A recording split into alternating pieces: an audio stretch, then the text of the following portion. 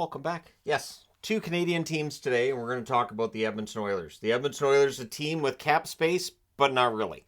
$5,620,000 in cap space, but they're restricted free agents, McLeod and Bouchard. Now, McLeod, it'll probably be a bridge deal. Probably not a lot of money, but Bouchard, that's going to be a fascinating one. Do you give him a bridge deal, so give him a 2 or 3 year deal and try to save some money there?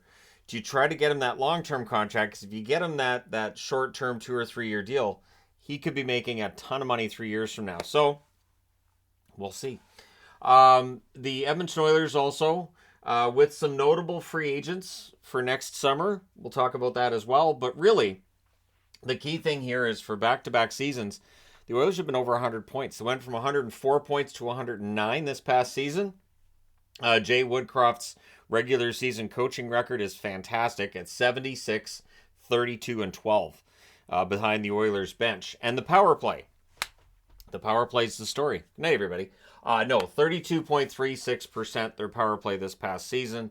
Again, when I get into the season previews, that's something I'll probably dive into a bit and look at their numbers over the last, say, 4 years. I don't think 32.36% is sustainable, but I didn't think they'd get to 32.36%, so maybe it gets better, right? Maybe they just start scoring on every second power play instead of every third.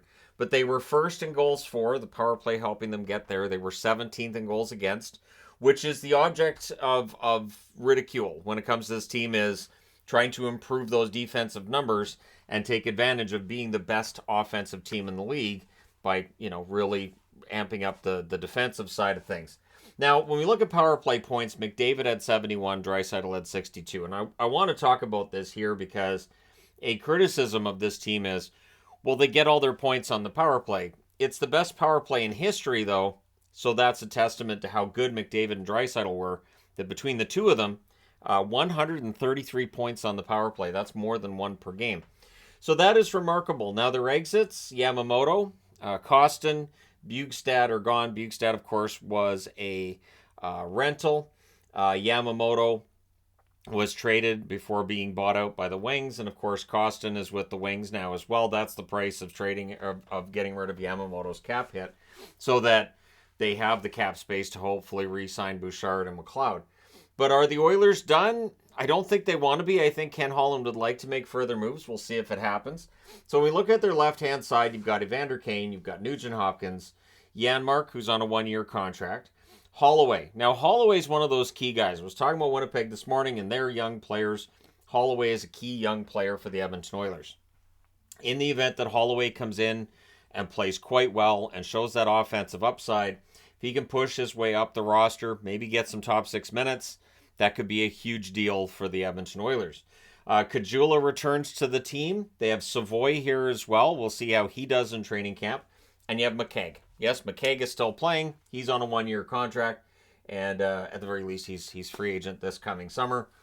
And it's nice to see Greg McKegg still kicking around.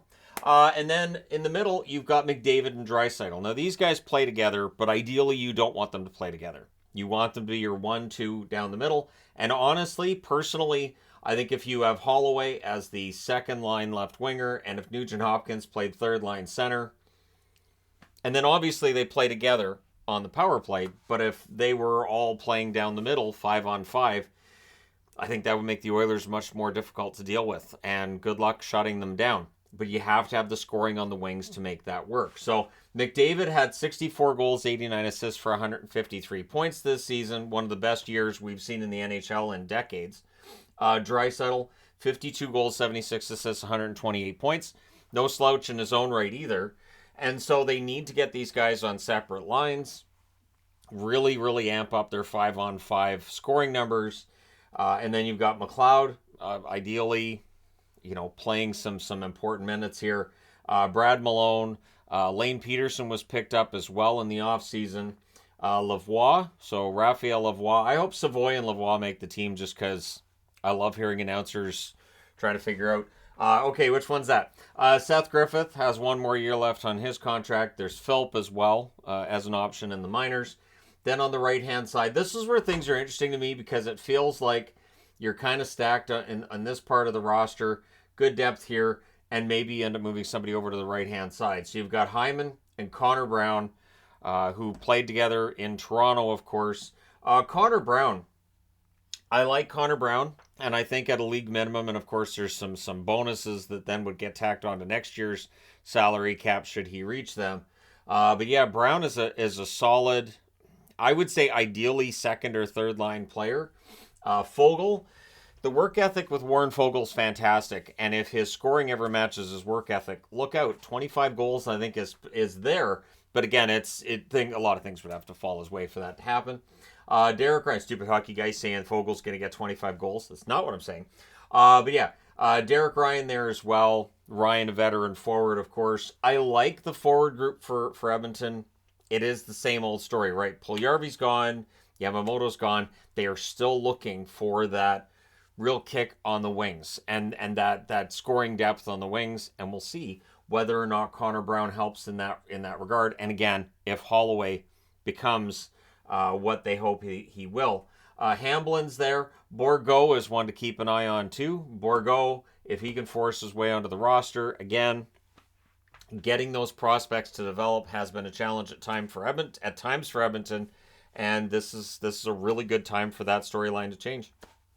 And then you get into the blue line. The much maligned blue line, I think unfairly too. Yes, Darnell Nurse's contract is too high, but is he a useless defenseman? No. I do agree that his cap hit is high. The contract's a long one, but I mean, Nurse, he can play top 4 minutes. He can play top 2 minutes. His effectiveness can be debated for the next probably 6 or 7 years, right? As long as he's getting paid that amount of money. But I don't think he's a bad defenseman. And Cody Ceci did not have the same year with the Oilers that he had the previous season, but we'll see how he does this year. Ekholm, really, really smart addition from Nashville. I love Matthias Ekholm's game, and I hope to see him play really well. If he and Bouchard end up being the pairing there, just Ekholm's so smart defensively, it could free up Bouchard a little bit more offensively. May not have to worry about some things because Ekholm's got that covered. You could see Bouchard scoring a ton of points.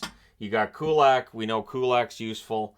Desharnais, expiring contract for him. Broberg, of course. We're waiting on Broberg to become a top 4 defenseman.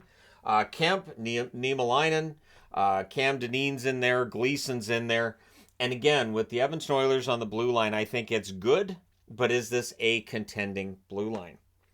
And I think that is a valid question to ask. We don't know the answer yet. And again, we don't know that Ken Holland is necessarily 100% done. And that's the question, right? Are the Oilers done? Are they not? We'll find out soon enough. Then there's the goaltending. And the goaltending has been, of course, a discussion point for a while. It continues to be.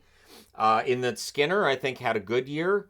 But is he a cup-winning goaltender? This is where people will remind me, well, look, Adin Hill, we wouldn't have argued was a cup-winning goaltender as recently as May.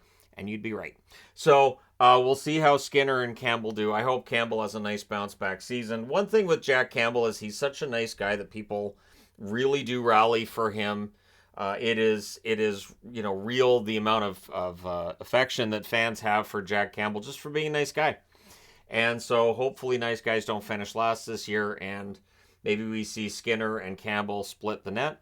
Rodriguez still there, but ideally gets more time in the AHL. And Calvin Pickard, who's in the final year of his contract. Yes, Pickard's still kicking. He's playing likely down in Bakersfield this year for the Oilers organization. Should be a fascinating year coming up. Again, I don't know that they're done.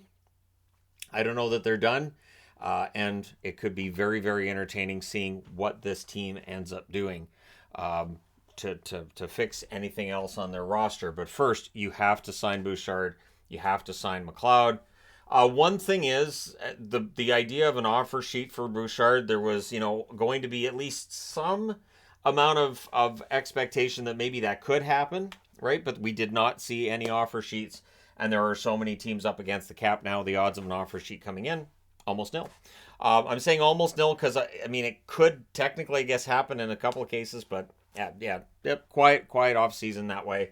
And so we'll see what Bouchard gets, and however much he gets could affect how Ken Holland rounds out the roster. Let me know your thoughts. Where do you think they need to get a fix in Edmonton? What moves do you think they need to make? Don't forget to hit like and subscribe if you're browsing your way through. You just happened upon this video. Thank you guys so much for watching, for all your support. I will talk to you again soon.